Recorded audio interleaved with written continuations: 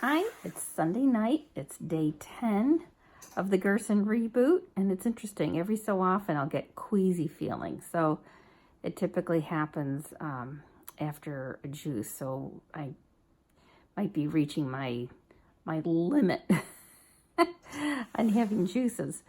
But it's still so far so good, and it's been interesting. I'd have to say I'm a little disappointed in that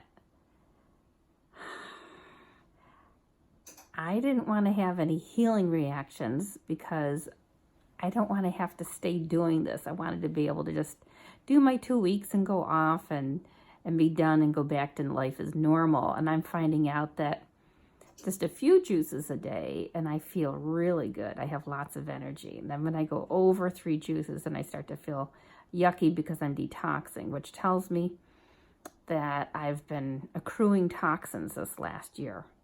So I am going to have to keep thinking about how I'm going to maintain. I know I've mentioned this before. And, can I do a few juices every day and maybe 1 coffee break? That's fine for home, but I'm looking for the freedom to go places. After being home for years, doing the Gerson therapy, I'm eager to leave and do things. Like this year, I spent a lot of time traveling this year. I went to see all our sons and got to visit family and friends. And I just am so glad to do that because of, if I'm going to be alive, I want to be doing stuff. I don't want to be sitting home all the time. So we will see. We will see. There's got to be a happy medium where I can still be healthy and do things and not have to be chained to a juicer. But maybe it'll be, you can take a week off and then come back and maintain and get going again. Maybe. We'll see. I don't know. I know some people who've totally gone away from the therapy have gotten quite sick again. And I certainly don't want that to happen to me. I'm laughing. My husband is in the other end of the room and he's trying not to sneeze so you can hear it. So I have questions to answers to some questions that you listed yesterday in the last couple days online underneath day 9. Today's day 10 underneath day 9. And then even some information that sounded interesting. Now there's Alan posted that he's healed of cancer and he lives in an area where he's able to, and even himself raises some very healthy cattle, and he's been able to use fresh pressed liver for liver juice with the carrot liver juice. I'm not advocating it. I'm not advocating it. I'm just letting you know that he's done it and he's found it available. And if you're interested in that, then look under day 9 and seek him out. That's for you to research. I have no idea about what he's offering, but it's interesting to know that somebody's done it and been okay with that. So there's an option out there for you to do your own research, okay? Clara asked about watercress. It is recommended to put a pinch, that's just a little bit of watercress in your green juices. And it's like 2 or 3 leaves, and those leaves are just little teeny tiny. You only want 2 or 3 of those in there. That's all you need. And it's very, very powerful cancer killer.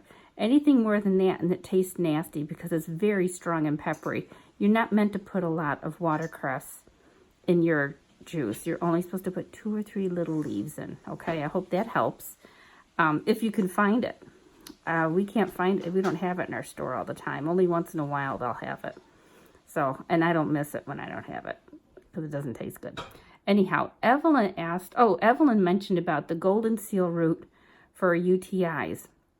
I picked up some goldenseal root today because I figured it can't hurt. Yeah, and I've decided it's not a UTI. I think it was just irritation from so many chemicals coming out at once. Excuse me. Someone else had said they thought it maybe had to do with coffee enemas and the fact that, it could be E. coli and all that. The thing is, for me, this started like a month ago, and I wasn't doing any coffee enemas then. So it wasn't caused from that, at least for me. Like I said, I think it had more to do with just chemicals coming out. You know, I'm a little toxic right now, so I'm having to work on getting rid of that, which is okay. You know, that's what we have juices and coffee breaks for. Let me see, celery root. Someone asked about the availability of celery root. It's hard to find, and I've only had it 2 out of the 4 years that I've been making Hippocrates soup. The first year I didn't have it. The next year I had a little. The next year I didn't. The next year I did. You know, it's hit or miss as to whether you can find organic celery root. If you can find it, it really does taste nice in the soup. If you have celery root, do not use celery stalks, okay? It's one or the other. If you have celery root, you don't need the stalks. If you have the stalks, you don't need the root. But, so don't put them both in. You don't have to knock yourself out to put them both in. Just one or the other. And the celery root does give it a nice flavor. And one year I had parsley root. Now, in the original Dr. Gerson recipe, he had people using celery root and parsley root instead of celery stalks and parsley leaves, you know. And the parsley root is very, very hard to come by, especially organic. And I the first year I couldn't find any. So what I did was I ordered some seeds from a catalog, and then found somebody who had room in their garden to plant them for me. And they ended up getting like 15 or 20 little tiny roots about the size of my finger. Here, back here, about the size of my finger. And I would just use one of those little roots per batch of soup. And it was delicious. You wouldn't believe that that little thing would make such a difference in the flavor, but it was so good. I couldn't believe it. And one time, like a year after that, I tried it again a second year. I didn't want to ask the same person. It seemed like a burden to have them do that for me. So I asked somebody else, and it didn't grow at all. And I saw them, a non-organic parsley root in the store, and I thought, well, I'll give it a try. You know what? It had no flavor. The organic parsley root, it didn't even taste good, so I didn't put it in my soup. And of course, it wasn't organic, which means it wouldn't have been allowed anyway, but I was curious. And I have found that the organic vegetables definitely taste better than the non-organic vegetables. Even if that didn't make a difference, you know, even if someone said, oh, it's really okay if you have non-organic produce, you'll still heal, the flavor's still so much better if it's organic. So anyhow, I just thought that was an interesting story. Let me see, and what else? Oh, somebody was asking about, somebody who has another health problem. They're dealing with hepatitis B or something like that, and they're eating fruits and vegetables, and they're wondering, about coffee breaks. I can't answer that. I'm not a doctor, and Dr. Gerson didn't have people doing coffee breaks unless they were doing the juices, because it's so important to make sure that a person's getting enough nutrients in and electrolytes and everything from the juices.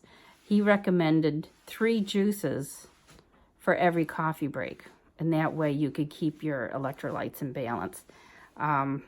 So yeah, if somebody's just eating and drinking, just eating fruits and vegetables, I don't know if I'd do a coffee break, because I don't think you'd get enough electrolytes in there.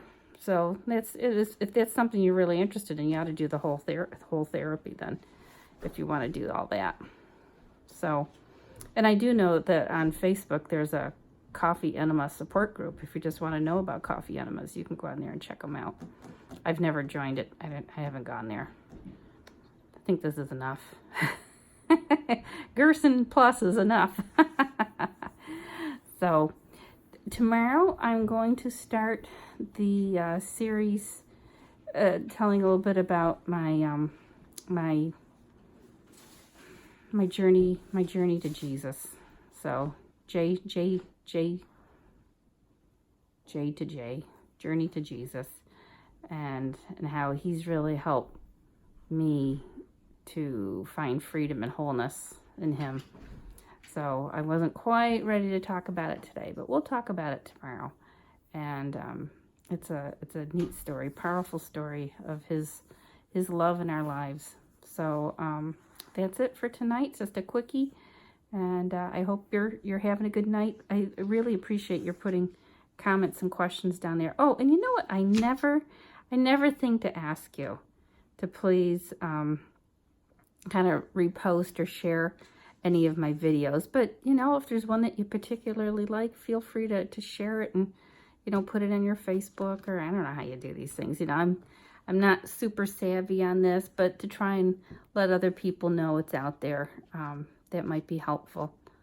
And to someone else as well, okay? Now tonight's isn't that interesting, but, you know, go pick a good one. Go pick a good one and share that one. All right, have a good night. We'll talk to you later. Bye-bye. You done? No, we're still running. I thought I said good night.